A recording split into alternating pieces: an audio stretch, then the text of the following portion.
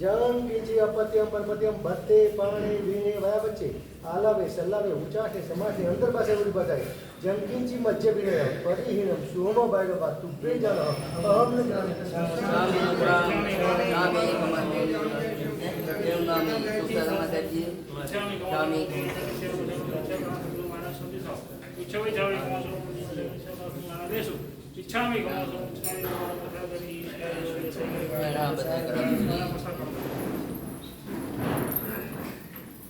नमो अरियंताणम नमो सिद्धानम नमो आयरियाणम नमो वज्रायाणम नमो लोये सप्पसाहुनम एसो पंचनमुकारो सप्पपावप्पनासनो मंगलानं च संवेति परमं हवै मंगलम् नमो दुर्वाररागादि वैरिवाल निवारिणे अर्हते योगिनाथाय महावीराय तायिने पन्नगे च सुरेन्द्रे च कौशिके पादसंस्पृशे निर्विशेषमनस्काय श्रीवीरस्वामिने नमः ओंकारबिन्दुसंयुक्तं नित्यं ध्यायन्ति योगिनः कामदं मोक्षदं चैव ओंकाराय नमो नमः अज्ञानतिमिरन्दानं ज्ञानञ्जनशलाकया यत्तमुन्मीलितं येन तस्मै श्रीगुरुवे नमः तस्मै श्रीगुरुवे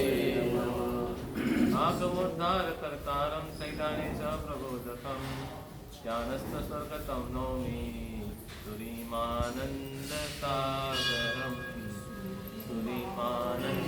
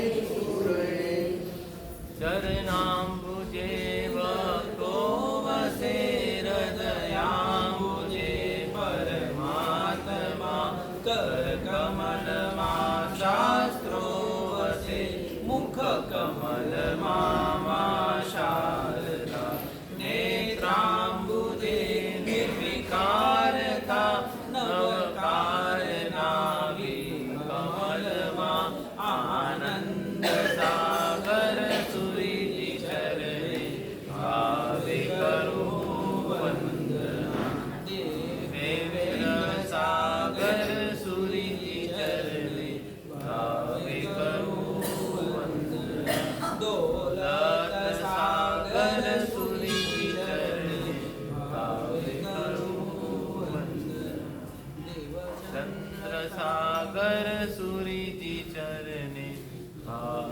કરું વંદના.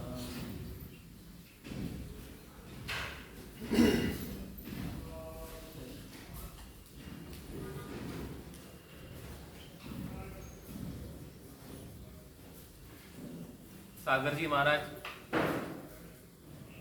એટલે એક એવું વ્યક્તિત્વ કે જેને મોટા મોટા મહાપુરુષોની વચ્ચે એક બિરુદ આપવામાં આવ્યું હતું કે હાલતી ચાલતી લાઇબ્રેરી. એ મહાપુરુષના ગુણગાન કરવા, એ મહાપુરુષને આપણે માનવા, એ આપણા જેવા નાના વ્યક્તિની કોઈ હેસિયત નથી. કપડવંજની અંદર જન્મેલા એવા આ મહાપુરુષ, જેમને નેમી સુરેશ્વરજી મારા સ્વામી સાથે મિત્રતા જેવો ગરોબો હતો, એ જમાનાની અંદર દરેક વસ્તુઓને વેચવામાં આવી.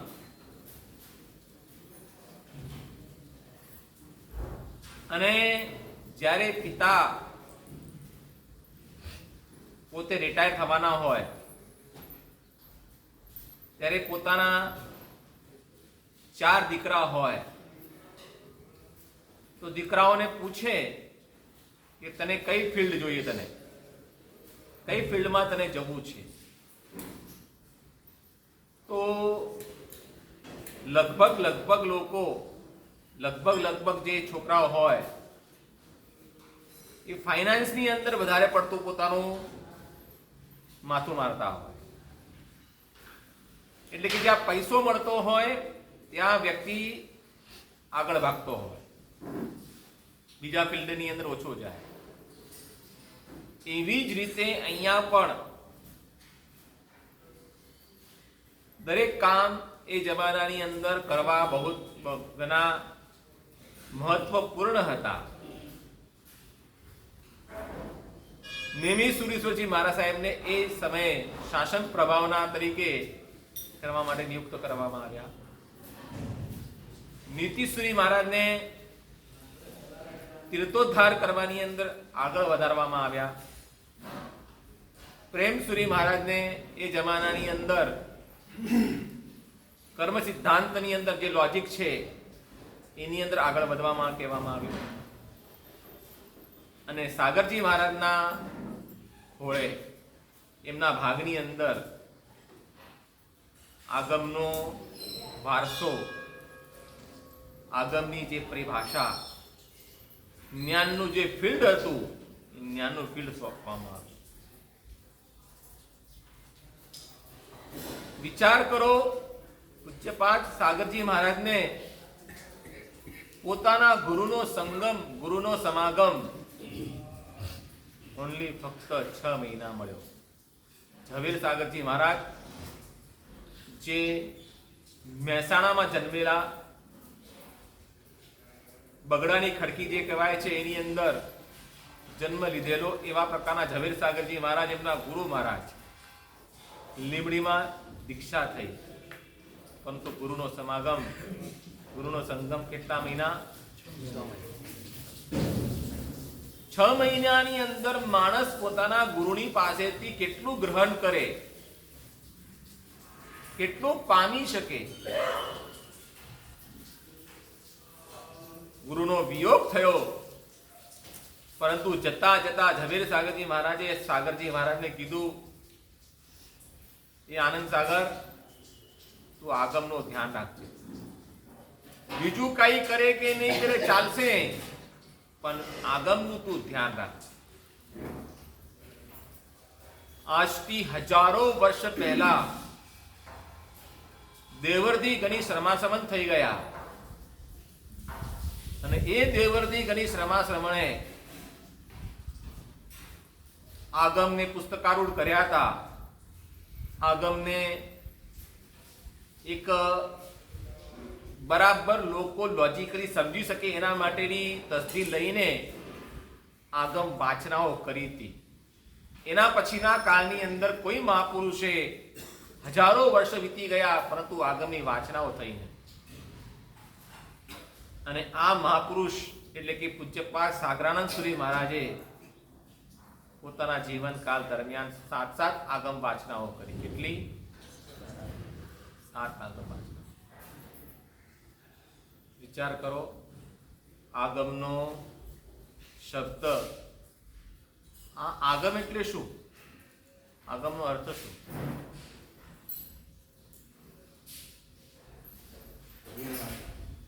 આગમ, આગમનો અર્થ શું? આ એટલે આત્મા, ગમ એટલે ગમન કરવું, પોતાના આત્મા તરફ ગમન કરવું એને કહેવાય. હજુ સુધી આપણે આપણી આત્માને ઓળખી શક્યા નથી કે આત્મા શું વસ્તુ છે. જે આપણા આત્માને પરમાત્મા સાથે મેળાપ કરાવી આપે એને કહેવાય છે આગમ. આત્મા અનાદિકાલથી રખડતો આવ્યો છે અને રખડતો રહ્યો છે, પરંતુ ક્યારે નિસ્તાર આવશે ખબર નથી. આપણે બધા જ્ઞાન પાંચમના દિવસે જ્ઞાનની પૂજા કરીએ, જ્ઞાનને વાસ્કેપથી વધાવીએ, છોકરાઓ પાસેથી આપણે જ્ઞાનની પૂજા કરાવીએ છીએ, બધું કરીએ છીએ, પરંતુ આપણને જ્ઞાનની આશાતના શું છે ખબર નથી. તો આપણે શું કરીએ? છઠના દિવસે એ જ જ્ઞાનની અંદર આપણે ભેલપુરી ખાતા હોઈએ. આગલા દિવસે જ્ઞાનની આરાધના અને બીજા દિવસે જ્ઞાનની આશાતના. સાગરજી મહારાજ કહેતા હતા, થાય તો તમારાથી જ્ઞાનની આરાધના કરજો, પરંતુ જ્ઞાનની આશાતના ક્યારે પણ નહીં કરતા. જ્ઞાનની આશાતના બોલતી નથી પરંતુ બોલે છે. એવા પ્રકારના પરિબળોની અંદર આપણને લઈ જશે, આપણને ખબર બી નહીં પડે. મૂંગા, તોતરા, બોબડા, કાગડા, એવા અવતારોની અંદર આપણે જવું પડશે, આપણને ખબર બી નહીં પડે. કર્મ બાંધતી વખતે બહુ વિચાર કરો. સાગરજી મહારાજે પોતાનું જીવન આગમને સમર્પિત કરી દીધું. આગમ ભણવું છે, પરંતુ ભણાવનારો કોણ? એ જમાનાની અંદર એટલા વિદ્વાન પંડિતો હતા નહીં, તો ભણવું કોની પાસે? તો પૂજ્યપાદ સાગરજી મહારાજ જે પણ આગમ ભણવું હોય એ આગમને 5 ખમાસમણા આપે અને એ આગમને પોતે ભણવા માટે બેસે. કોઈ પણ પ્રકારનું જો બુદ્ધિમત્તા બધાની પાસે છે, પરંતુ બુદ્ધિને ક્યાં દોડાવી, બુદ્ધિને ક્યાં લગાવી, એ માણસની પોતાની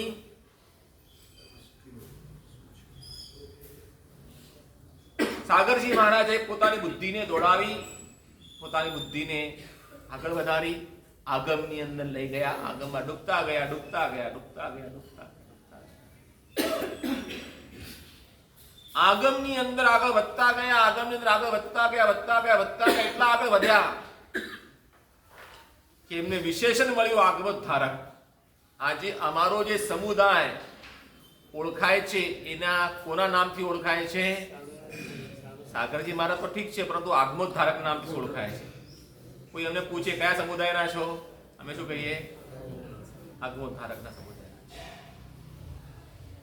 આગમની અંદર ખૂચી જવું, આગમની અંદર પોતાની જાતને સમાવી લેવું, આગમને આત્મસાત કરી લેવું, એ સાગરજી મહારાજે કર્યું. જ્ઞાનની પાછળ પોતાનું જીવન સમર્પિત કરી દીધું. જ્ઞાન એ મારા માટે સર્વોપરી છે. જ્ઞાન નહીં હોય તો હું પણ નથી, જ્ઞાન છે તો હું છું. આગમોદ્ધારક નામના બિરુદથી પોતે આગળ વધ્યા. વિહાર કરતા કરતા કરતા કરતા કોઈ ગામની અંદર પધારવાના હતા. નેમી સુરેશ્વરજી મહારાજ પહેલેથી ત્યાં વિદ્યમાન હતા અને નેમી સુરી મહારાજ સાગરજી મહારાજ કરતા મોટા, બધી રીતે મોટા.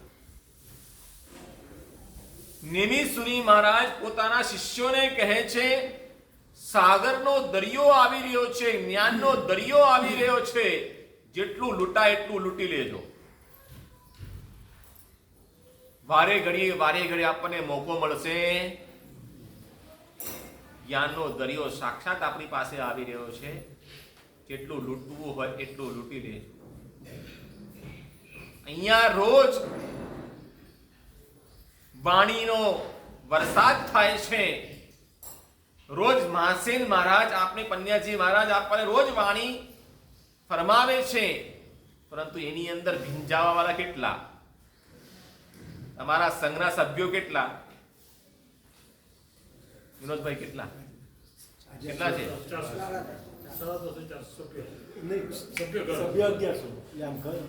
ઘર કેટલા? 400. એક ઘરમાંથી એક વ્યક્તિ આવે તો કેટલા થઈ જાય? તો આવું છે કોણ? ક્યાં ભીંજાવું છે?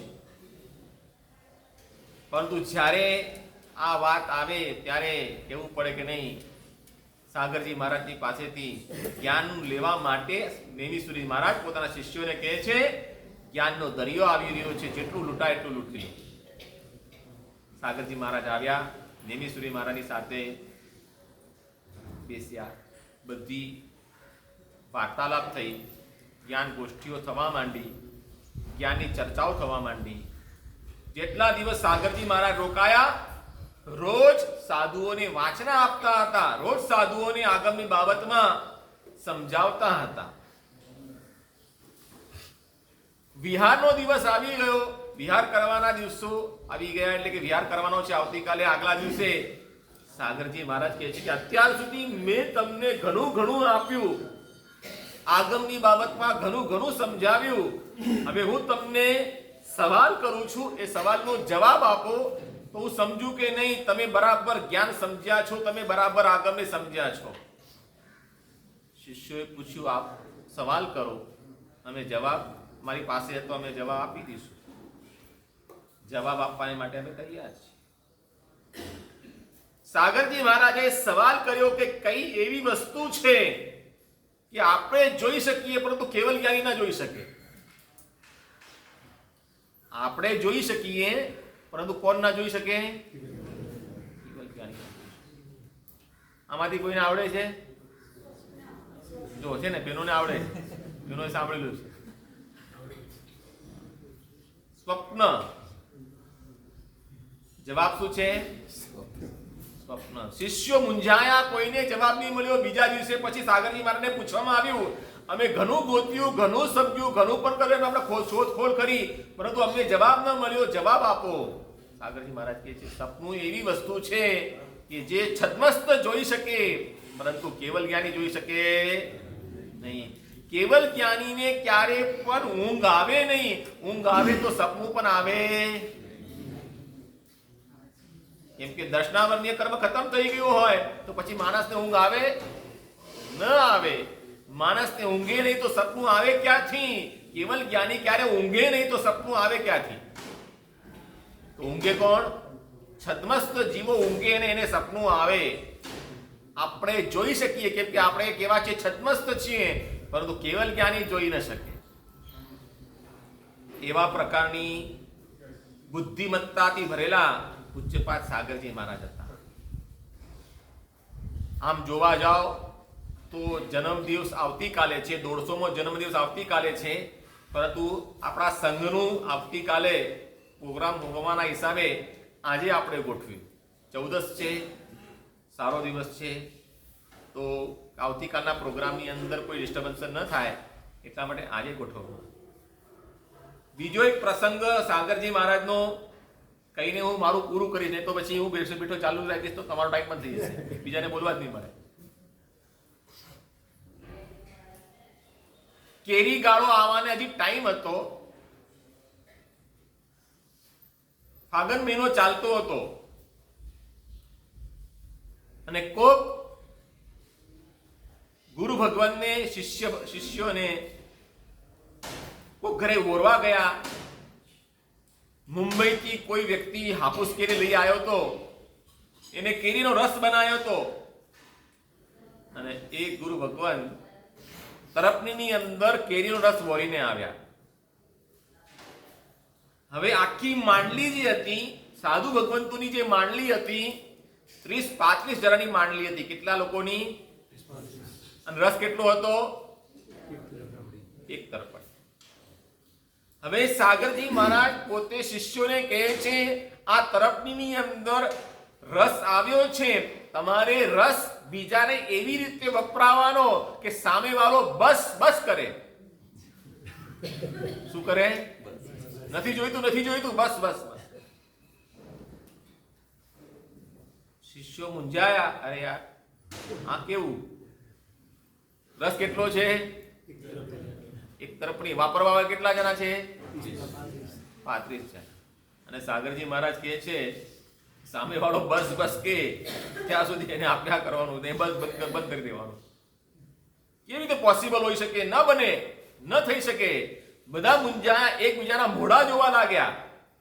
શું કરીએ, શું ન કરીએ એ ખબર નથી પડતી. સાગરજી મહારાજે કીધું કે કોઈ તૈયાર છે? બધાએ નકારાત્મક, કોઈ પણ તૈયાર થયું નહીં. સાગરજી મહારાજ ઉભા થયા અને શિષ્યોને કહે છે, જો હું તમને બતાવું કેવી રીતે કરવાનું છે. સાગરજી મહારાજે અમારી જે સાઈની હોય ને, સાઈની, અમારી ચમચી, અમે એને સાઈની કહીએ, ચમચી ના કહીએ. તમારી ભાષા ને અમારી ભાષામાં ફરક હોય છે.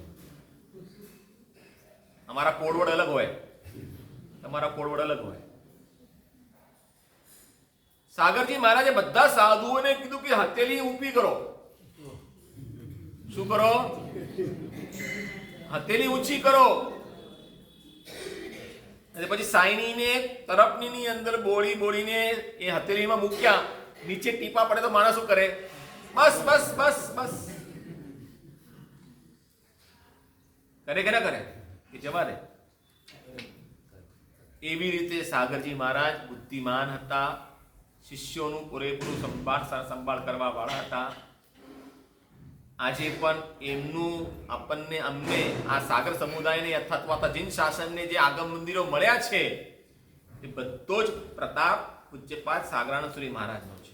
પહેલું આગમ મંદિર પાલિતાણા, બીજું આગમ મંદિર સુરત ગોપીપુરાની અંદર, એમ કરતા કરતા પુના કાતરજની અંદર આગમ મંદિર થઈ ગયું, ટુમકુરની અંદર આગમ મંદિર થઈ ગયું, તમારા અમદાવાદની અંદર પણ આગમ મંદિર છે. ઉસ્માનપુરાની અંદર જોજો, તમે ઉસ્માનપુરામાં જાઓ ત્યાં સ્થાનકવાસીના ઉપાશ્રયની અંદર આગમ મંદિર છે. અમદાવાદમાં પણ બનાવ્યું, સંકેશ્વરમાં પણ છે, પછી પ્રવાસ પાટણની અંદર પણ છે, કર્ણાટકની અંદર ટુમકુરની અંદર પણ આગમ મંદિર છે. એ બધો જ પ્રતાપ પૂજ્યપાદ સાગરજી મહારાજનો. એમના જ હસ્તદીક્ષિત થયેલા, એમના જ હાથે દીક્ષા લીધેલી એવા દૌલત સાગરસુરી મહારાજે એ પરંપરાને જાળવી રાખી. અને અત્યારે જે આપણા શિરોપરી છે, અત્યારે જે ના દુરુસ્ત તબિયતના કારણે એક્સિડન્ટ થઈ ગયો અને એક્સિડન્ટ થવાના કારણે પોતે અત્યારે બેડની અંદર છે, પોતે પથારીની અંદર છે, પથારીવશ છે, એવા પ્રકારના પૂજ્યપાદ દેવચંદ સાગરસુરી મહારાજે પણ આ આગમ મંદિર બનાવવાની અંદર પોતાનો સિંહ ફાળો આપ્યો છે. જેટલા પણ આગમ મંદિર બન્યા ને, સંકેશ્વરનું આગમ મંદિર, પ્રભાસ પાટણનું આગમ મંદિર, પછી કાતરજનું આગમ મંદિર, ટુમકુરનું આગમ મંદિર, એની અંદર દૌલત સાગરસુરી મહારાજની સાથે રહીને એમને કામ કર્યું છે. પોતાનું જીવન આગમને સમર્પિત કર્યું. આજના દિવસે એટલું જ કહીશ કે આપણે જ્ઞાનને ફલીભૂત કરીએ, જ્ઞાનને આત્મસાત કરીએ, એવા પ્રકારની ભાવના સાથે પૂર્ણ કરું છું.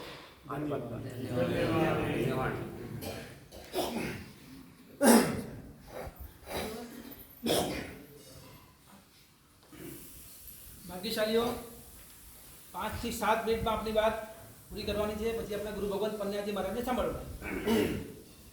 लाखों आते लाखों जाते जिनकी नहीं निशानी है, लाखों आते लाखों जाते जिनकी नहीं निशानी है, मगर इतिहास बनाकर जाते हैं उनकी अमर कहानी है. ऐसी ही अमर कहानी मिछाम गुरुराम, એવી જ અમર કહાની આજે આપણા ગુરુ મહારાજની સાંભળવાની છે. કહેવાય છે કે ગુરુ વગર આધ્યાત્મિક જીવન શરૂ જ થતું નથી. ગુરુ વગર આધ્યાત્મિક જીવન શરૂ થતો નથી. કેવી રીતે? કારણ કે આપણે આદિનાથ ભગવાનને બધા ઓળખીએ ને. નાનકડો બાળક હજી 6 મહિનાનો હશે તો પણ ધીમે ધીમે એના કાનમાં શબ્દો જશે આદિનાથ ભગવાન મહાવીર સ્વામી બધા એને ઓળખે છે, પણ એ આદિનાથની શરૂઆત ક્યાંથી થઈ ખબર છે? બોલો, ક્યાંથી થઈ શરૂઆત? ધના સાર્થવાહ, એકદમ નાનકડો માણસ, એક્સ્ટ્રા ઓર્ડિનરી માણસ, સામાન્ય ઇન્સાન, ધના સાર્થવાહ, એના જીવનમાં ગુરુ મળ્યા.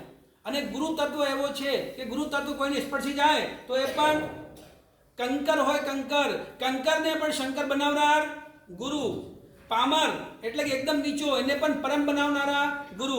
એવા ધના સાર્થવા નામના સામાન્ય ઇન્સાન, એ એમનો પોતાનો બિઝનેસ કરતા સામાન લઈને જતા હોય બીજા રાજ્યમાં, બીજા દેશમાં, અને વચ્ચે ગુરુ ભગવંત મળ્યા. તો ગુરુ ભગવંતે કીધું સાહેબ અમારી સાથે પધારો. તો ગુરુ ભગવંત પણ યોગ્ય લાગ્યું, કારણ કે પહેલાના જમાનામાં વિહાર કરવો બહુ દુષ્કર હતો. તો કે એમની સાથે જઈશું તો રહેવાની અને ગોચરી પાણીની સગવડ થઈ જશે, એટલા લોકોનું રસોડું છે. એ લોકો બધા બિઝનેસ માટે, વ્યાપાર માટે જતા હોય. તો કે સારું ચલો અમે પણ આવીએ. તો એ લોકોની સાથે એને કશું ગુરુ ભગવાન માટે અલગથી કર્યું નથી. ગુરુ ભગવાન પર સાથે રહે, વાંધો નહીં, મને લાભ મળશે. એવો ધન સાર્થવા, કોઈ ધર્મની કોઈ સંબંધ નહીં, ફક્ત શુભ ભાવના. ચલો એની આગળ ભગવાન મહાવીર સ્વામી બડા ઓળખી છે. ભગવાન મહાવીર સ્વામી કોણ હતા? નૈસાર લક્કડહારા. એનું કામ જ કશું લકડી કાપવાનું.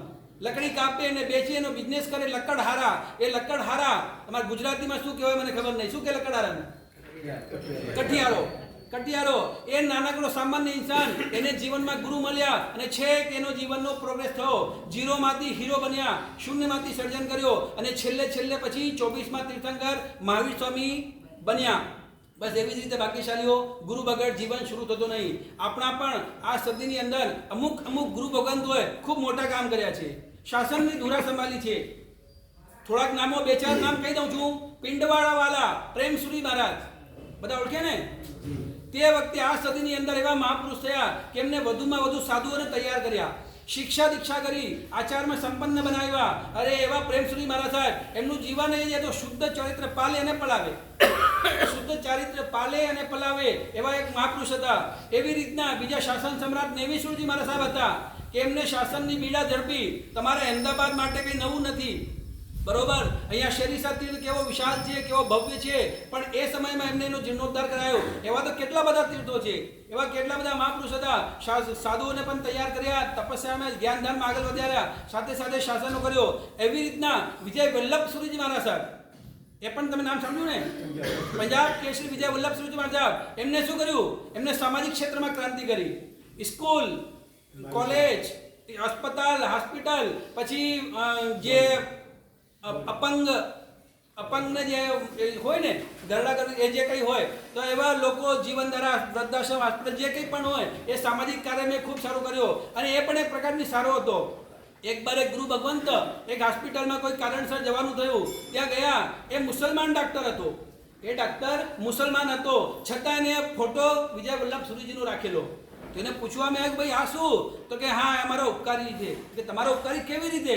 તો એને કીધું કે અમે નાના હતા ત્યારે અમારી પાસે કંઈ પૈસો હતો નહીં, બહુ જ ગરીબ સ્થિતિ હતી. મારી માં મહેનત મજદૂરી કરતી હતી. તો મારી માં એક શેઠના ત્યાં, એ પંજાબની વાત છે, પંજાબના લાલા હતા, જૈન હતા, મારવાડી જૈન, ત્યાંના પંજાબી જૈન કહેવાય લાલા.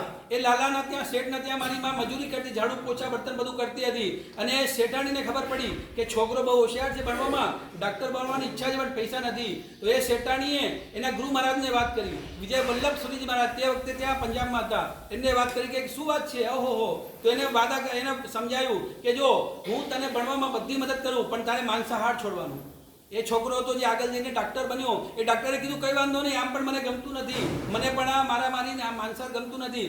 અને તે જ વખતે સ્કૂલ, કોલેજ, યુનિવર્સિટી, પછી મોટી મોટી ડિગ્રીઓ બધી કરાય, એને બધું કામ કરે. ચલો એ વાત અહીંયા પૂરી. એના પછી એક મહાત્મા હતા નીતિ સુરજ સાહેબ, એમને પણ શાસનમાં ખૂબ આગળ કામ કર્યું. બસ હવે આપણી વાત કરીએ આ આગમોદ્ધારક આનંદ સાગર સુરજી મહારાજ સાહેબ, જેમનો આગમોદ્ધારકની વાત તો ગુરુ ભગવંતે કરીએ.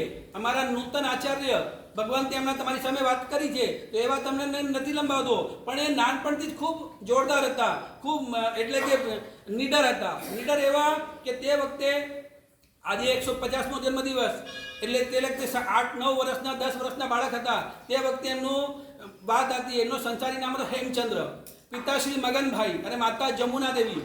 તો આ મગનભાઈના જમુનાદેવીને લાડકવાયા હેમચંદ્ર શેરીઓમાં રમતા હતા. આપણે બધા પણ રમ્યા છે, બધા છોકરાઓની સાથે શેરીઓમાં રમતા હતા. તે વખતે લાઇટ હતી નહીં. તો દરેક શેરડીના જે વચ્ચે એક નાકો હોય કે થાંભલા ઉપર લાલટેન હોય. શું હોય? લાલટેન અજવાલા માટે અને થોડુંક કરે. તો સાંજે જેમ જેમ સૂર્યાસ્ત થાય દરેક જગ્યા દરેક ચોકડી ઉપર ચોરાયા ઉપર આવા લાલટેન હોય. છોકરાઓ રમતા હતા. રમતા રમતા છોકરાના હાથમાંથી દડો ગયો લાલટેન ઉપર, લાલટેન ફૂટી ગયો. બીજા બધા છોકરા ભાગી ગયા.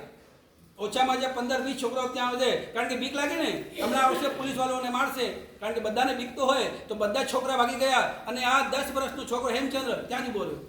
થોડીક વારમાં પોલીસ વાળા આવી ગયા. બ્રિટિશરોનો રાજ હતો. તો એક હટ્ટો માણસ પોલીસ વાળો, આમ તો છોકરાઓ પોલીસને જોઈને ગભરાઈ જાય, પણ આ એવા નીડર હતા, મજબૂત હતા, એ ડર્યા નહીં. બોલે પોલીસ વાળો આવ્યો, મોટો માણસ, મૂછ વાળો, એ क्यों तोड़ा इसको, चल पुलिस में, चल जेल में. बोले नहीं मैंने नहीं तोड़ा है. बोले क्या? तो ये किसने किया? तो तू यहाँ खड़ा क्यों है? तो हेमचंद ने जवाब आप्यो कि मैंने नहीं तोड़ा, तभी तो मैं यहाँ खड़ा हूँ. तो फिर किसने तोड़ा? मुझे क्या मालूम. बहुत सारे बच्चे थे, किसी से टूट गया और मैं तो यहाँ खड़ा हूँ क्योंकि मैंने नहीं तोड़ा. मुझे किस बात का? આ વસ્તુ જોઈને તે વખતેના જે હતા પોલીસવાળા એ પણ સમજી ગયા, હો આ છોકરો તો મોટો થઈને બહુ નીડર બનશે. બસ એવી રીતે ઘણી બધી ભાગ્યશાલીઓ આવી રીતના આગમોદ્ધારક સુરજી મહારાજે દીક્ષા લીધી. પણ એ પણ બહુ ગજબ કહાની છે. દીક્ષા એક વાર થાય કે બે વાર થાય? એક વાર. આ મહાપુરુષની બે વાર થઈ છે. નાનપણની અંદર દીક્ષા લેવાની ભાવના, માતાનો પૂર્ણ સપોર્ટ, માતા જમુનાબાઈનો પૂર્ણ સપોર્ટ, એકદમ ધર્મારાધને આગળ વધારે, પણ પરિવારમાં કોઈ રજા ના આપે. કારણ કે તે વખતે એવું હતું કે જમને આપી દો ઓર મુનિને નહીં આપવાનું. જમને આપી દો એટલે જતીને નહીં આપવાનું એવું છે કે દીક્ષા નહીં અપાવવાની. તો દીક્ષા માટે બધો વિરોધ. છેવટે સાગરજી મહારાજ ભાગી ગયા. દીક્ષા એમને માતા એમના જે પરિવારજનો શું વિચાર કર્યો કે નાનપણમાં એને લગ્ન કરાવી દો, કે સંસારમાં પાડી દઈશું એટલે પછી દીક્ષાની વાત ભૂલી જશે. તો નાનપણની ઉંમરમાં જ એમના લગ્ન વેવિશાલ એટલે એંગેજમેન્ટ કરાવી દીધા. થોડીક વાર થઈ એમને કીધું કે ભાઈ મારે તો દીક્ષા લેવી છે અને એંગેજમેન્ટને ક્યાં બધું ફસાઈ જાય. તો એંગેજમેન્ટ થઈને થોડાક દિવસમાં ભાગી ગયા. દીક્ષાથી ભાગી ગયા અને થોડાક દૂર જઈને પૂજ્ય ઝવેર સાગરજી મહારાજ પાસે દીક્ષા લીધી. દીક્ષા થઈ ગઈ, બધી થઈ ગયું, પણ આ લોકો પરિવારવાળા ધમાલ મચાવ્યું. તે વખતે કાયદા કોના હતા? અંગ્રેજ સરકારના. તો અંગ્રેજ સરકાર પણ એ હોય તો ધીમે ધીમે કોર્ટમાં કેસ ચાલ્યો અને પાછા ઘરે લઈને આવ્યા. અને તે વખતે એંગેજમેન્ટ થયેલા, લગ્ન નહોતા થયેલા. પછી ઘરે લઈને આવ્યા, પણ એમની ઈચ્છા તો બહુ હતી, દીક્ષા લેવી છે. પણ સંજોગ જ ના બન્યા. માતાએ કીધું કે બેટા તારા જેવો દીવડો છે, સંયમનો દીવડો છે, એ ચાલતો રાખજે, પ્રજ્વલિત રાખજે. આજે નહીં ને કાલે પણ દીક્ષા તારે લેવાની છે. કે ઠીક છે. ધીમે ધીમે પાછા સંસારમાં લાગી ગયા. બધાને એમ થયું કે આ તો સંસારી થઈ ગયા છે. અંદરને દીવડો ચાલતો કોઈને દેખાયો નહીં. ધીમે ધીમે સાથે રહ્યા. એક દિન એમની ધર્મપત્નીને કહે છે કે તારે સરસ મજાના ઘરેણા બનાવી લઉં, આભૂષણ ઘરેણા બનાવીને લાવું. તો એ પણ ખુશ થઈ ગઈ. એને ખબર પણ નહીં કે ભાગી જશે પરા. ફરી ત્યાંથી નીકળ્યા અને થોડોક દૂર ગયા ને કે મહારાજ હવે તો મારે પાછે જવું નથી. હવે એમની ઉંમર પણ થઈ ગઈ હતી 18 વર્ષ, એટલે કે હવે કોઈ કાયદો પણ એમની ઉપર નડે નહીં. પહેલાં નડતો હતો, પહેલાં 16 વર્ષના હતા તો કે આજે નહીં, 16 વર્ષમાં લગ્ન કરાય પણ 16 વર્ષમાં દીક્ષા ન લેવાય, એવો અંગ્રેજોનો કાયદો હતો. પછી કીધું હવે મારે 18 વર્ષે ગયા, હવે મારે કોઈ ચિંતા નહીં. ગુરુ મહારાજ પાસે ગયા, ઝવેર સાગરજીમાં જઈને ફરીથી દીક્ષા લીધી અને એ દીક્ષાની અમે આજે ગણતરી કરીએ છીએ. તો બસ ભાગ્યશાલીઓ, એ જે ભાગ્યશાલી હતા એને અનેક કાર્યો કર્યા, ઘણા બધા કાર્યો કર્યા. આ અંતરિક્ષ પાર્શ્વનાથ, આજે આપણી સામે જે અંતરિક્ષ પાર્શ્વનાથને દર્શન સેવા પૂજા ખુલ્લી મળી છે, એમાં પણ એમનો સિંહ ફાળો હતો, ખૂબ જોરદાર હતો. એ છરીપાલી સંઘને ત્યાં પહોંચ્યા. છરીપાલી સંઘ લઈને અંતરિક્ષ પાર્શ્વ તીર્થમાં પહોંચ્યા. ત્યાં આગળ એ લોકોને ખબર હતી કે ભાઈ આ દર્શન કરે છે, ચૈત્યનંદન કરે છે, છતાં એ લોકો આવીને ભગવાનની આંખો કાઢવા માંડ્યા. ગુરુ મહારાજે કીધું કે ભાઈ અમે ચેતન કરી નીકળીએ પછી કરો. અને આમ પણ 3 કલાકનો વારો હતો ત્યારે, હજી 3 કલાક થયા નહોતા. કે ભાઈ અમારો વારો છે, અમે કરવા દો. નહીં નહીં હમારા ટાઈમ હો ગયા, तुम जाओ, तुमको जो करना करो, हम तो आँख निकालेंगे. आँख निकाली. તે વખતે તોફાન થયા તો કોર્ટ કેસ થયા. તો કોર્ટ કેસની અંદર વકીલે ગુરુ મહારાજને કીધું કે ગુરુ મહારાજ હવે આપ સાચું નહીં બોલતા, ખોટું બોલજો. બોલે શું બોલવાનું? તો એમને એમ કીધું તમે એવું ખોટું બોલજો કે મને દિગંબરોએ માર્યો, દિગંબરોએ મને માર્યું, એવું તમે બોલશો તો આપણે કેસ જીતીશું, નહીં તો આપણે હારી જઈશું. ગુરુ મહારાજ કીધું એ ક્યારેય નહીં થાય, ક્યારેય પણ નહીં થાય. ભાઈ મારામારી થઈ, દંડા પડ્યા, દંડા મને પણ વાગ્યો, પણ કોણે મારે એવું ના કહી શકું. જો મને જેલ થશે તો ઓગોત તમને આપી દઈશ અને જેલમાં જઈશ, પણ હું ખોટું નહીં બોલું. બધી સભાની અંદર એટલે કે ત્યાં જે મજિસ્ટ્રેટની સામે એમને એક જ કીધું કે દેખો આવું બધું થયું છે, આવી સ્થિતિ હતી કે અમે ત્યાં દર્શન કરતા હતા, ચૈત્યનંદન કરતા હતા અને આવીને આંખો કાઢી નાખી. અમે ના પાડીએ ભાઈ 10 મિનિટ ઉભા રહો. એ લોકોને મન નહીં માને, આવું થયું અને એમાં તોફાન વધી ગયું. તો બાકી તો પેલા મજિસ્ટ્રેટે કીધું હવે શું? તો કે ગુરુ મહારાજે કીધું કે ભાઈ કોણે માર્યું મને ખબર નથી, બસ મને દાંડાથી અહીંયા વાગ્યું હતું અને હજી પણ ઘાવ દેખાય છે, થોડું લોહી પણ નીકળ્યું છે, પણ કોણે માર્યું ખબર નહીં. गुरु महाराज कहते हैं कि એટલે કે જે મજિસ્ટ્રેટ है तो कि यहाँ जितने भी लोग दिख रहे हैं उस सभी के अंदर मुझे एक फरिश्ता दिख रहा है, एक फरिश्ता कि खुद को जेल में जाने की नौबत आ गई है, खुद को जेल में जाने की नौबत आ गई है, उसके बावजूद भी सच्चाई के ऊपर खड़ा हुआ है. ऐसा फरिश्ता है सामने खड़ा हुआ है, हम इसको जेल में नहीं जाने देंगे.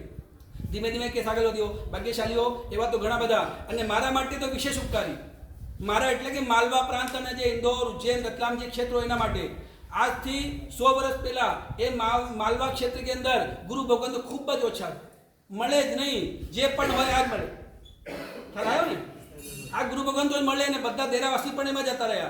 मोटा मोटा देरासरो पण हवे कारण के कोई होय नहीं संभाळनारा तो बधा एम ज जता रह्या. तो શું કરીએ ધીમે ધીમે તો પૂજ્ય સાગરજી મહારાજે ત્યાં પધાર્યા અને ગામે ગામ વિહાર કરીને સમજાઈને મંદિર માર્ગી ધર્મને પાછું પુનર્જીવિત કર્યો. મૂર્તિ પૂજા સત્ય શું છે એ બધું બતાવ્યું, ધીમે ધીમે આગળ વધાર્યો. આજે નાગેશ્વર પાર્શ્વનાથનું નામ સાંભળ્યું ને? નાગેશ્વર પાર્શ્વનાથ તીર્થ એને ઊભું કરનારા, એને ફરી આપણને આત્મા કરનારા સૌથી પ્રયાસ એમનો જ કરેલો. કારણ કે આજે ભગવાન છે એ હિન્દુઓના હાથમાં હતા, જતા રહ્યા હતા. એ ભગવાન આખા ઉપર સિંદૂર ચોપડેલો હતો. સિંદૂર ચોપડે ત્યાં પંડા પૂજારી એનો માલિક, તમે જે પણ ભંડારમાં નાખો એ પોતે લઈ લે, જે પણ ચડાવો કરો એ પોતે લે, તમને કશું કરવા ના દે. એ ગુરુ ભગવાન તો પણ પધારે બધા પણ કોઈને કંઈ કરવા નહીં કહેતા, અમારા હાથમાં છે. તો સાગરજી મહારાજે વિચાર કર્યો કે ભાઈ આ ખરેખર તો આપણા ભગવાન છે, સામે જ દેખાય છે, ભલે સિંદૂર ચોપડેલું છે, પણ ધીમે ધીમે આગળ વધારી એમને પોતાના પ્રશિષ્ય જે વકીલ હતા, સંસારી અવસ્થામાં વકીલ હતા, ઉપાધ્યાય ધર્મ સાગરજી મહારાજ, એમના સુપુત્ર અભય સાગરજી મહારાજ, એમને કહ્યું કે ભાઈ તમે વકીલમાંથી દીક્ષા લીધી છે એટલે તમે આ બરોબર કામ સાંભળો. તો એમને આ કામ હાથમાં લીધું. સાગરજી મહારાજ કીધું મારી ઉંમર થઈ ગઈ છે, હવે હું આગળ જાઉં છું, તમે સંભાળો. તો એમને તો વિહાર કરીને ગયા અને પછી સ્થિરવાસ થઈ ગયા, સુરતમાં જઈને સ્થિરવાસ. તો આ ભાગ્યશાળી અભય સાગરજી મહારાજ, ધર્મ સાગરજી મહારાજ કર્યું અને આખા ગામમાં નાના ગામોની અંદર વિહાર કર્યું. કારણ કે એમને ખબર હતી કે કોર્ટમાં ગમે તેટલા સબૂત આપો, છેલ્લે ગામવાલાની થોડી અંદરથી ઈચ્છા નહીં થાય તો આગળ નહીં થાય. જો તમે ગમે તેટલા સબૂત મૂકી દો કોર્ટમાં, કોર્ટ તમને હા કહી દે હા જૈન મંદિર છે, છતાં તમારા હાથમાં આપે નહીં. કારણ કે ગામ લોકોનું શું, તો એમને નાના ગામોમાં જઈને એમની જ ભાષામાં, માલવી ભાષામાં ગીત ગાવે, માલવી ભાષામાં વ્યાખ્યાન આપે, એમને ગમે એવી વાત કરે, ધીમે કરીને એમને સમજાવ્યા અને સમજાવીને બધા લોકોનો પણ સપોર્ટ કર્યો. અને પછી કોર્ટમાં ગયા, કોર્ટમાંથી કેસ જીત્યા. અને આજે વધારે લાંબી વાત નથી, 60 વર્ષ પહેલાની છે. અહીંથી 60 વર્ષ પહેલા આપણે કોર્ટમાં કેસ જીત્યા, કોર્ટમાં કેસ જીતી અને આપણને મળ્યો. બસ એવા જ નાગેશ્વર પાર્શ્વનાથ ભગવાન આજે આપણને મળ્યા છે. એવા સાગરજી મહારાજને આપણે અનંત વંદના. અને બસ એક છેલ્લી વાત મૂકી દઉં કે તમારા સંસારી પિતાશ્રી અથવા દાદાશ્રી એમનો કોઈ જન્મદિવસ હોય તો તમે ઉજવો, બરોબર? કે તમારો પડોશી ઉજવે ના. બસ છેલ્લી વાત કરી દઉં છું, અહીંયા વાત મૂકું છું. આજે ગુરુ ભગવાન સાંભળવાના છે તો તમારા પડોશીને તો કોઈ પ્રસંગ હોય એ ઉજવે, તમે એમાં શરીક થાવ, પણ તમે કરો નહીં. એવી રીતના મેં ફક્ત પન્યાજી મહારાજને વિનંતી કરી આજથી 4 દિવસ પહેલા કે સાહેબજી આવી એવી ભાવના કરવા જેવું છે. એમને ફૂલ સપોર્ટ કર્યો, એટલે કે નાના કરાવીશું. તો જે અમારી ઈચ્છા હતી કે સવાયું કામ એમને કરાવ્યું છે, એમના માટે પણ ઉમોદના. કારણ કે એમના નેમિશ્વરજી મહારાજ સાહેબનો હો કાર્યક્રમ એ કરે, બરોબર છે, સાચવી છે, પણ આ તો સંબંધ ના હતા. તો પડોશીના કાર્યક્રમને પણ પોતાનું સમજીને કરે એવા ગુરુ ભગવાનને ખૂબ ખૂબ અનુમોદ.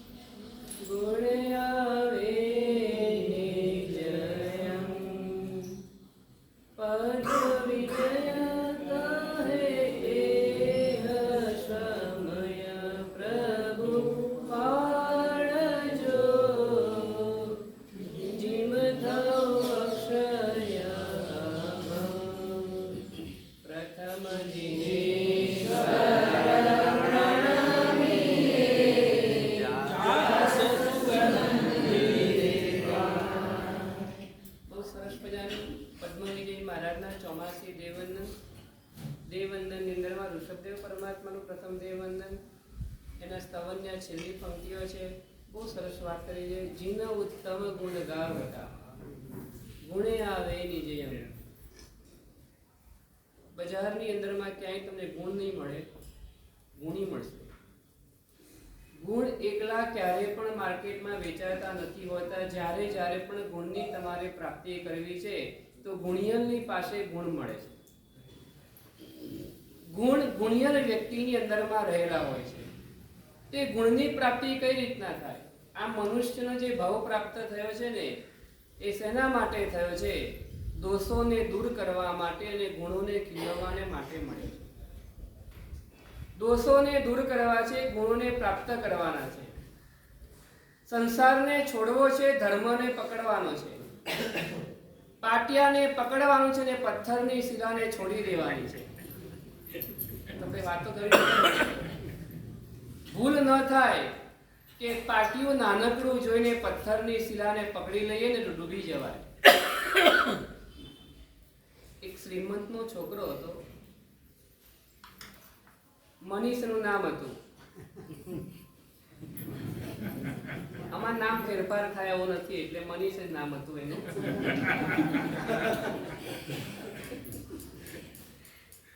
નાની ઉંમરમાં લગ્ન થયા. પહેલાના સમયમાં બહુ નાની ઉંમરમાં, હમણાં વાત નહીં સાગરજી મહારાજની, એને પણ 12 વર્ષ લગ્ન થઈ ગયા. માણેક નામની કન્યા હતી, 12 વર્ષે લગ્ન થઈ ગયા એના પણ નાની ઉંમર સગપણ વગેરે થઈ ગયું હતું. તૃપ્તિ નામ હતું. કોઈ છે તૃપ્તિ? એમાં તૃપ્તિ નામ હતું એનું. સમય પસાર થયો. હરીશભાઈ તમે આવી ગયા? સમય થોડોક પસાર થયો. દરેકને જવું તો પડે છે. કોઈ અમરપટ્ટો લઈને આવતું નથી. પિતા પણ ચાલ્યા ગયા, માતા પણ ચાલ્યા ગયા. માતા અને પિતાની પાછળ વિનોભાઈ સંપત્તિ પણ ઘર કરી ગઈ. જતી સંપત્તિ પણ પગ કરી ગઈ. બિચારો ગરીબ થઈ ગયો. નોકરી કરીને આજીવિકા ચલાવે છે. તૃપ્તિ એના પિયરમાં હતી. યોગ્ય ઉંમર થાય પછી સાસરે આવે. મનીષ 2-3 વાર ત્યાં મળી આવ્યો અને તૃપ્તિ આવવાનું નક્કી કર્યું, હું આવી જઈશ. જવાની ઈચ્છા હતી ને, પણ નાની ઉંમરમાં થઈ ગયું હતું એટલે જવું પડે એવું હતું એટલે માટે આવી. આવ્યા પછી 2-3 દિવસ થયા ને પછી એને ડિમાન્ડ કરી, મને સાડી લાવી છે. તેજસભાઈ શેની માંગણી કરી? પેલા એ કીધું આપણા ઘરની અત્યારની પરિસ્થિતિ ખૂબ નાજુક છે, તમે સમજો. બીજા દિવસે ફરીવાર કહે છે મારે બંગડીઓ લાવી છે, સોનાની બંગડીઓ. ત્રીજા દિવસે કે મારે સોનાનો સેટ લેવો છે. ચોથા દિવસે વળી કંઈક નવી ડિમાન્ડ લઈ આવ્યા. પેલો મનીષ વિચાર કરે છે, હું પોતે વેચે જાઉં ને, વિનોદભાઈ સાંભળો બરાબર, તો પણ આ તૃપ્તિની ડિમાન્ડો પૂરી થાય તેમ નથી. બહુ સમજાયું, પ્રેમથી જેટલું સમજાવે ને એટલું સમજાવવાનો પ્રયત્ન કરી જોયો, પણ કોઈ પણ હિસાબે તૃપ્તિ માનવા માટે તૈયાર નહીં. થોડાક દિવસ એમ ખેંચી ગયા. એક દિવસ જયેશભાઈ તૃપ્તિએ કહી દીધું, જો તમે મને નહીં અપાવો ને તો હું બોલો તો હું પિયર જતી રહીશ. મનીષ વિચાર કરે છે શું કરું? ગીરવે હું મુકાઈ જાઉં ને તો કેટલા પૈસા આવે? આને તો ડિમાન્ડો કે પત્તી જ એમ નથી. એમ એક પછી એક ડિમાન્ડો નવી ચાલુ જ રહે છે. હું કેવી રીતના પૂરી કરું? અને પછી એને કીધું કે મારાથી તો કઈ વિનોદભાઈ થાય તેવું નથી, મારાથી કઈ થાય તેવું નથી. તૃપ્તિના લગ્ન મનીષ સાથે થયેલા હતા. તૃપ્તિની ડિમાન્ડો પૂરી થઈ શકે તેમ હતી નહીં. મનીષ પોતે વેચાઈ જાય તો પણ પૂરી થાય તેમ નહોતી. એટલે પરિણામ એ આવ્યું, એક દિવસ તૃપ્તિ ચાલી ગઈ. નાણાવટી ક્યાં ગઈ? ક્યાં ગઈ? કરોડપતિનો દીકરો હતો મનીષ. કરોડપતિનો દીકરો હતો, પણ સમયની બલિહારી છે. સમય એક એવો સમય આવી ગયો ને જેના કારણે બધી આર્થિક પરિસ્થિતિ બહુ ડામાડોળ થઈ ગઈ હતી. એટલે કોઈ પણ ડિમાન્ડો પૂરી ન શક્યો. અને મનીષને બહુ દુઃખ પણ ના લાગ્યું. દુઃખ લાગ્યું તમને જરાય? મનીષને જરા પણ દુઃખ પણ ના લાગે. ખબર હતી કે કાલે નહીં, આજે નહીં તો કાલે આ ઘટના ઘટશે ઘટશે ને ઘટશે કે તૃપ્તિ હવે માને તેમ લાગતી નથી, એ એના પિયર જતી જ રહેવાની છે એવું એના મગજમાં ચોક્કસ ફિટ થયેલું હતું. એટલે ગઈ ને તો પણ એના મનમાં કોઈ રંજ ના રહ્યો, કોઈ અફસોસ થયો જ નહીં એને. હા?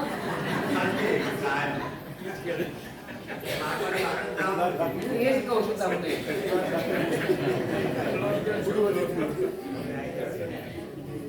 કરોડપતિનો દીકરો હતો. કરોડપતિનો દીકરો, એનું નામ હતું ચેતન. એનું નામ હતું ચેતન. અને ચેતનના લગ્ન કાયા નામની કન્યા સાથે થયા હતા. વિનોદભાઈ, કાયા નામની કન્યા સાથે થયા હતા. કાયાની ડિમાન્ડો હતી બધી. આજે આ ખાવું છે, આજે આ જોઈએ છે, આજે આ પહેરવું છે, આજે આ લાવવું છે, આજે અહીંયા જવું છે, બધી કાયાની ડિમાન્ડો હતી. ચેતનલાલે સમજાવવાનો પ્રયત્ન કર્યો. ચેતનલાલે કાયાને સમજાવવાનો પ્રયત્ન કર્યો. કર્મ રાક્ષસતાની એક કન્યા હતી કાયા. એ કાયાનું જોર વધતું રહ્યું હતું. આમ જોઈએ તેમ જોઈએ. શાસ્ત્રકાર ભગવંતોએ છે ને કાયાની જોડે ઇન્દ્રિયો મૂકી છે. એ ઇન્દ્રિયો છે ને બધી દુકાળીઓ છે. દુકાળમાંથી આવેલી હોય એના જેવી છે. ગમે તેટલું આપણને ધરાય જ નહીં. ગમે તેટલું આપો તો આપણને ધરાય નહીં. એટલે ચેતનને ખબર હતી આ કાયાને ગમે તેટલું આપશો ને એટલે કાયા ધરાવવાની છે નહીં. બનતો પ્રયત્ન કરી જોયો, સમજાઈ જોયો, અને પછી એક દિવસ કાયાએ કીધું હું ચાલી જઈશ, તારે જવું હોય તો જા, મારાથી થાય તેટલો પ્રયત્ન કરી લીધો છે. સિદ્ધિ તપના તપસ્વીને મારે કહેવું છે, સિદ્ધિ તપના તપસ્વીઓને મારે કહેવું છે કે આ એક ચેતન છે અને આ કાયા નામની કન્યા છે. ગમે તેટલી સાચવશો ને તોય જતી રહેવાની, ડિમાન્ડ બહુ રહેવાની. ગમે તેટલી સાચવશો ને એક દિવસ તો કહે છે જવાની વિનુભાઈ જવાની જ છે. અને બહુ કહેશો ને તો ક્યાં સુધી આવશે? ચિત્તા સુધી જ આવવાની છે, આગળ આવવાની નથી. એટલે કાયાના કારણે હું ચોથી બારીમાં ના આવું એવું નહીં વિચારવાનું. કાયાની ડિમાન્ડોના કારણે હું લપસી જાઉં, હું ગબડી જાઉં. મેં 3 સીધું માર સાહેબને કીધું. માર સાહેબ પણ આપણે એવું કીધું હતું ને, પહેલા શું કીધું હતું? 3 સુધી કરવું હોય તો લખાવશે, એવું જ કીધું હતું ને. એવું જ કીધું હતું 3 સુધી કરવું હોય તો લખાવો. આપણે પણ શરૂઆત હોય નાનકડા બાળકને કે બેટા તું જા, હમણાં તો લેવા માટે આવું છું, પડી તો લેવા માટે આવું છું. સ્કૂલે પરાણે રડતો હોય તો એ બેસાડી દઈએ. એમ કરતા કરતા એ સ્કૂલે બેસતો થઈ જાય. એનું ભવિષ્ય ત્યાં છે. આત્માનું ભવિષ્ય આ તપની અંદરમાં રહેલું છે. આત્માનું ભવિષ્ય જે છે ને એ તપની સાધનાની અંદરમાં રહેલું છે. એટલા માટે મહાપુરુષ કહે છે કે કાયાના કારણે આપણે ગબડી નથી જવું, કાયાના કારણે આપણે લપસી નથી જવાનું. ગમે તે થાય, શું થવાનું છે? વિનોદભાઈ, થવાનું શું છે? આજે 2 ઉપવાસ ઉપર 2 ઉપવાસ તમારા થયા ને, આમ ચહેરા ઉપર તો એક પ્રસન્નતા દેખાય. કેટલી લાગણી બીજો ચહેરો છે. કાલ કરતા પ્રસન્નતા આજે વધારે છે. થોડી ચરબી ઉતરી ગઈ. અમરીશભાઈ કહે થોડી ચરબી ચરબી વધારાની ચડી હતી, ઉતરી ગઈ. એમ જ ને? આ એક સરસ સાતા છે. કાયા સાથ આપી રહી છે. આમ તો આપે જ નહીં. તૃપ્તિની ડિમાન્ડ એટલી બધી હતી ને, મનીષ કંટાળી ગયો. એને કીધું તારે જવું હોય તો જા. એમ આત્મારામને પણ કાયા નામની કન્યા સાથેના લગ્ન ગ્રંથિથી જોડાયેલો છે. એટલે આવું બધું થયા કરે છે. આવું બધું થવાનું છે. પછી નહીં જાય. હા, એ કહેશે ખરી. આ છે ને પહેલાના સમયની કાયા હતી. એટલે પહેલાના સમયની હતી ને એ જલ્દીથી પિયર ભાગે નહીં. અત્યારની તો ભાગી જાય.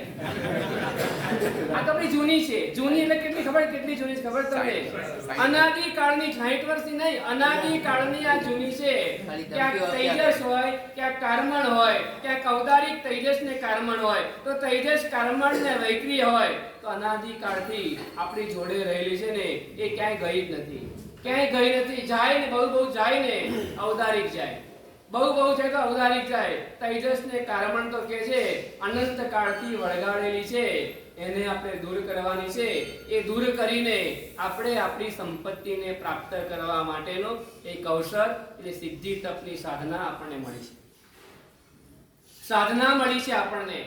સાધનાઓના મૂળ હોય ને, સાધનાઓના મૂળ પ્રણેતા હોય ને તે ગુરુ ભગવંતો હોય છે. એ ગુરુ ભગવંતો થકી આપણને જ્ઞાન મળે, ગુરુ ભગવંતો થકી સાધના મળે, ગુરુ ભગવંતો થકી તપની પ્રાપ્તિ થાય, ગુરુ ભગવંતો થકી કે છે તીર્થો આપણને મળે.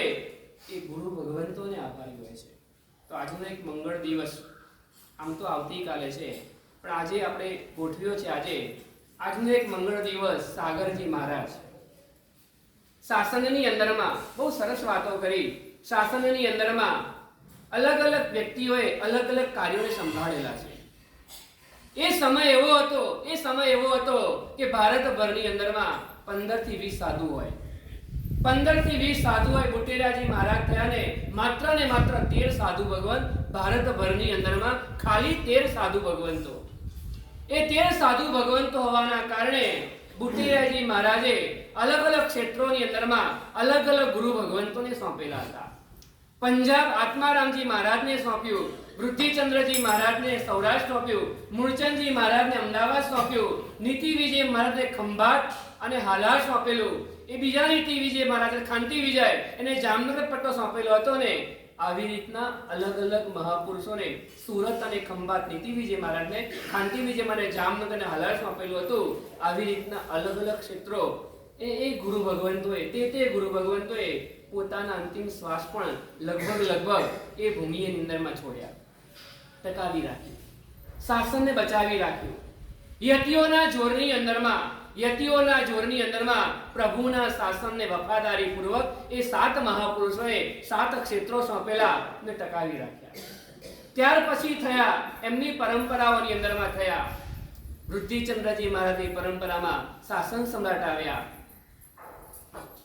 આત્મારામજી મહારાજની પરંપરાની અંદરમાં વલ્લભશ્રી મહારાજ પધાર્યા. તો આ સાગરની પરંપરા પણ એક ચાલી રહી હતી. એ સાગરજી મહારાજની 400 વર્ષ જૂની ધર્મસાગરજી મહારાજ, ઉપાધ્યાય શ્રી ધર્મસાગરજી મહારાજ જગતગુરુ હીરસુરી મહારાજના સમકાલીનમાં થયેલા અને એમની પરંપરામાં થઈ ગયેલા. હમણાં વાત કરી ઝવેર સાગરજી મહારાજ. ઝવેર સાગરજી મહારાજ, સાગરનું ઝવેરાત. આ સુરતની વાડી છે ને, વાડીનો ઉપાશ્રય કહેવાય. એ ઝવેરીની વાડી કહેવાય, ઝવેરીની. એ સાગરજી મહારાજની વાડી કહેવાય. એ સાગરજી મહારાજ બધા કરોડપતિ બેઠા હોય ત્યાં આગળ. અને એક ખાલી કરોડપતિ એવું નહીં, એવા સમર્થ વિદ્વાન શ્રાવકો હોય, આરાધક આત્મા હોય. તિથિના દિવસે પૌષધ કરે, પ્રવચનમાં ખાસ પ્રતિક્રમણ વિગ્રહની હાજરી પૂરી મળે. એ સાગરજી મહારાજનો ઉપકાર ત્યાં આગળ. તો એ ઝવેર સાગરજી મહારાજની પાસે જેમને સંયમનો સ્વીકાર કર્યો, મોટા ભાઈની સાથે દીક્ષા લેવી હતી. મોટા ભાઈ એમના મણિભાઈ હતા. મોટા ભાઈ મણિભાઈ દીક્ષા મળી ગઈ, પણ નાના ભાઈ દીક્ષા ન મળી. સમય પસાર થયો અને કે જે ઝવેર સાગરજી મહારાજની પાસે સંયમનો સ્વીકાર કર્યો. હમણાં જે વાત કરી, બહુ ટૂંકા પર્યાયની અંદરમાં ગુરુદેવનો વિયોગ થયો. બહુ ટૂંકા ગાળાની અંદરમાં ગુરુદેવ ચાલ્યા ગયા. પણ ગુરુદેવે છેલ્લા એક મંત્ર આપી દીધો. એક મંત્ર આપી દીધો. કયો મંત્ર તમે સાંભળ્યો નથી? તો આચાર્ય મંત્ર કયો કીધો? આગમનું ધ્યાન રાખજે, આગમને સંભાળજે. આગમોના પાઠ એટલે જેવી તેવી વસ્તુ નથી, સમજજે બરાબર. એ આગમ એટલે પ્રભુની ડાયરેક્ટ વાણી. ગુણધર ભગવંતો જે ગૂંથેલી છે ને પ્રભુની વાણીમાંથી, ગણધર ભગવંતો જે બીજ બુદ્ધિના ધણી હોય એમને જે ગૂંથી હોય એને આગમ કહેવાય. એ આગમને સમજવા અને મને ટીકા હોય, ભાષ્ય હોય, ચોરણી હોય, નિરુક્તિ હોય કે જેના દ્વારા આગમને સમજી શકાય. એ સમય એવા હતા કે આગમો પણ જલ્દી મળતા નહોતા. આગમ પણ મળતા નહોતા. અને મળે તો ક્યાંક અશુદ્ધ પાઠ હોય. અહીંયા આ પાઠ મળે, અહીંયા આ પાઠ મળે. તમે નક્કી ના કહી શકો કયો પાઠ સહી શુદ્ધ છે. એવા સમયની અંદરમાં આ સાગરજી મહારાજના નામથી, ગુલામના નામથી ઓળખાતા એવા એ ગુરુ ભગવાન સાપડા ઉપર પુસ્તક પધરાવે. એને વંદન કરે અને વંદન કર્યા પછી એનો વિનય કરીને એમ કહે કે મને જ્ઞાન આપો અને આગમના પાઠો અંદરમાંથી ખુલતા રહે. આ બહુ મોટી સાધના છે. આ સાધના પૈસા વાપરી દેવા એક સામાન્ય વસ્તુ છે. થોડોક અને પણ આ કહે છે પ્રભુના શાસનને બાદ ન આવે, પ્રભુની આજ્ઞાનો બાદ ન આવે, એવી રીતના આગમને ખોલવાના, આગમને ક્યાંય અન્યાય ન થઈ જાય, પ્રભુના વચનની અવજ્ઞા ક્યાંય ન થઈ જાય ને એવી રીતના કહે છે આગમોના સંશોધન વગેરે કરતા કરતા 180 પ્રકરણ અને આગમોનું સંશોધન એમને કર્યા. 180. કેટલાક આગમના ગ્રંથો હતા તો કેટલાક પ્રકરણના ગ્રંથો હતા. વાચનાઓ જે આપણી વાચનાઓ 7 મહિનાની વાચના, એક વાચના 4, 6, 7 મહિનાની ચાલેલી. આ વાચનાઓ આપી એમને, કારણ કે તે સમય એવો હતો આગમ કોઈ વાંચનાર મળતું નહોતું, આગમ સમજનાર કોઈ હતું નહીં. શાસન સમ્રાટે ગ્રંથોના ભંડારો બચાવ્યા.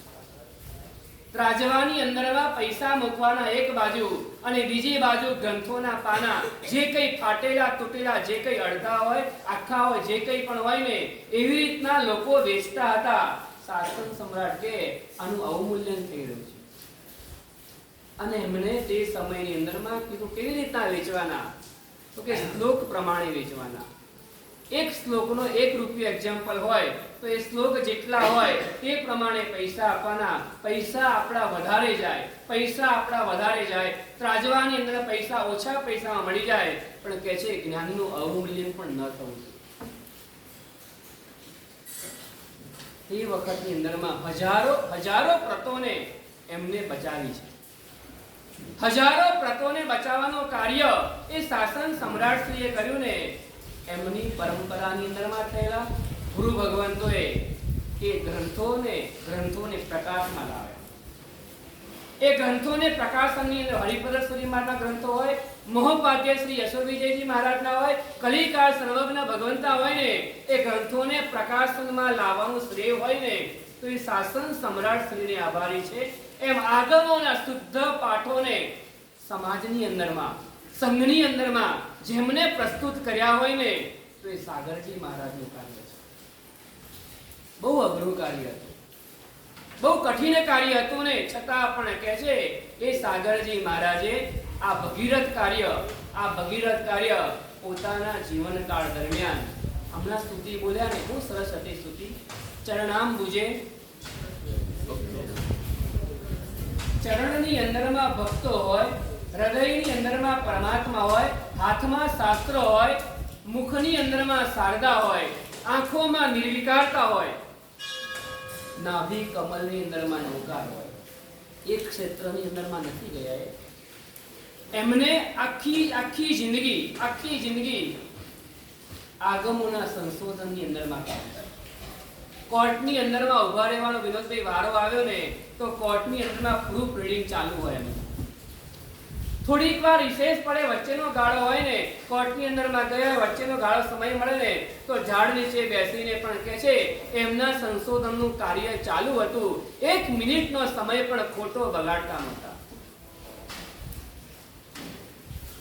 ખોટાને ખોટો સાબિત કરવા કરતા, ખોટાને ખોટો સાબિત કરવાની અંદરમાં આપણો સમય બગાડવા કરતા આપણા સાચા સમયને સુધારી લેવો ને એમનો ભેખ હતો.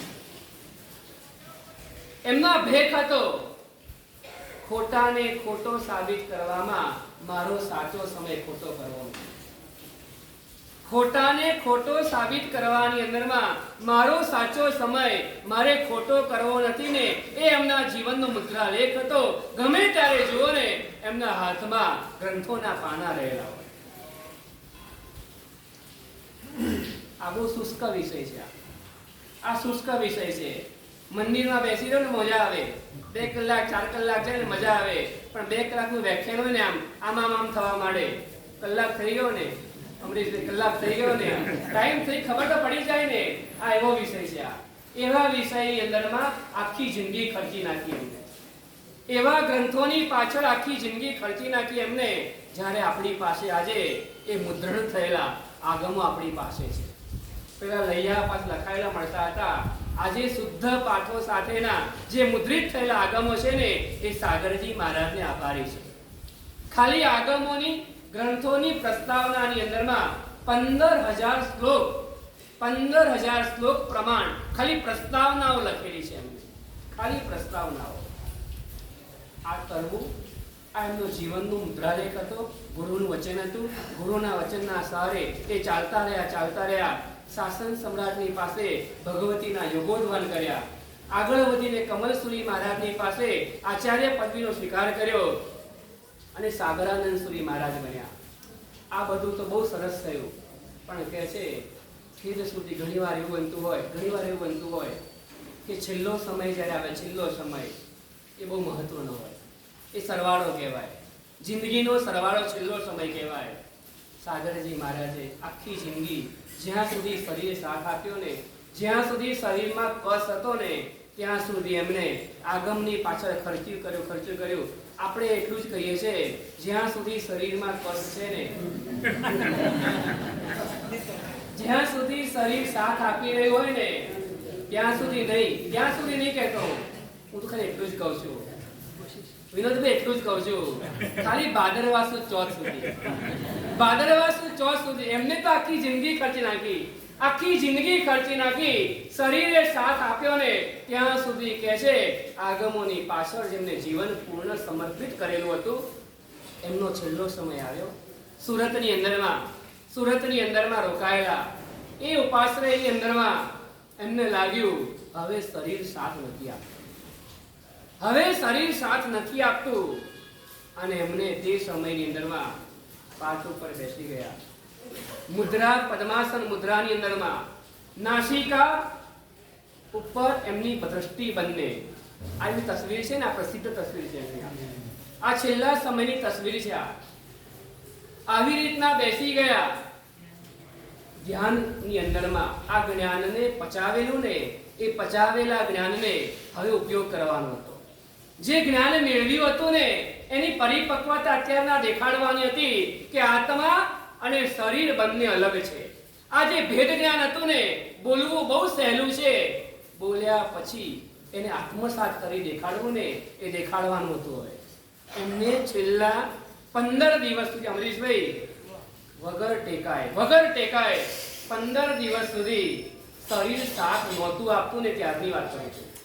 શરીર સાથ જ્યારે આપતું નહોતું ને તે સમયે પોતાના મૃત્યુને સાધવાને માટે, પોતાના જીવનની અંતિમ પળને સાધવાને માટે પગ આમથી આમ નથી કર્યો. એમની ઇન્દ્રિયો પણ કંટ્રોલ કેવો હશે, નથી માતૃ નથી ઠંડી લાયું. 15 દિવસ સુધી આમ ને આમ બેસી રહ્યા. અર્ધ પદ્માસન મુદ્રાની અંદરમાં નથી પાણી, નથી કોઈ જાતની અસમાધિ, પૂર્ણ સમાધિની અંદરમાં એમને એમના મૃત્યુને સુધારી દીધું છે.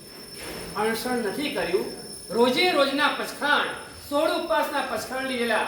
રોજના પચખાણો લઈને પણ કહે છે એમને એમના જીવનને તો સુધાર્યું, એમના મૃત્યુને પણ સુધારી દીધું. એવા સાગરજી મહારાજ આજે આવતીકાલે એમનો 150મો જન્મદિવસ છે. શ્રી સંઘની અંદરમાં સુંદર આંબેલ થયા છે. લગભગ 60 જેટલા આંબેલ ગઈકાલ સુધી નામ આવી ગયા હતા. ખૂબ સુંદર. બસ સાગરજી મહારાજનો આપણા પર ખૂબ મહાન ઉપકાર છે. એમને તો આખી જિંદગી જ્ઞાનની પાછળ ખર્ચી નાખી છે. આપણે સંકલ્પ કરવાનો, એકાદ પુસ્તક, કોઈ પુસ્તક, આખું પુસ્તકનું વાંચન કરીશું. એમને આખી જિંદગી ખર્ચી નાખી. મને જ્યારે સમય મળશે ને, કોઈ પણ એક પ્રકરણ હોય એવું નહીં, એક પુસ્તક જે કંઈ હોય, ભલે ને પછી કથાનકનું પુસ્તક હોય, કોઈ પ્રકરણનું પુસ્તક હોય, એ વાંચીને હું સાગરજી મહારાજને પૂર્ણ શ્રદ્ધાંજલિ આપીશ. આમ મેં કરી દીધું. 14 હતી, તિથિ હતી, કરવાનું જ હતું. ઘણાને એવું મનમાં હોય આમ તો કરીએ છીએ, લાવ થાય છે તો કરી લઈએ. ઘણાને એવું પણ હોય એ સાધના કરી એની અનુમોદના કરીએ છીએ, પણ આવું પણ એક સંકલ્પ કરજો, એકાદ પુસ્તકનું વાંચન થાય જેના દ્વારા સાગરજી મહારાજ આપણને યાદ આવે. અને સાગરજી મહારાજનો ઉપકાર, બહુ સરસ વાત કરી. એ સમય એવો હતો શાસન સમ્રાટે તીર્થોદ્ધારના કાર્યો કર્યા. આ વલ્લભસુરી મહારાજે સાધર્મિક ઉદ્ધારના કાર્યો કર્યા. અને પ્રેમસુરી મહારાજે સાધુઓને વધારવાના કાર્યો કર્યા. તો સાગરજી મહારાજ આગમના આ 4 જ હતા મહાપુરુષ. આ 4 હતા.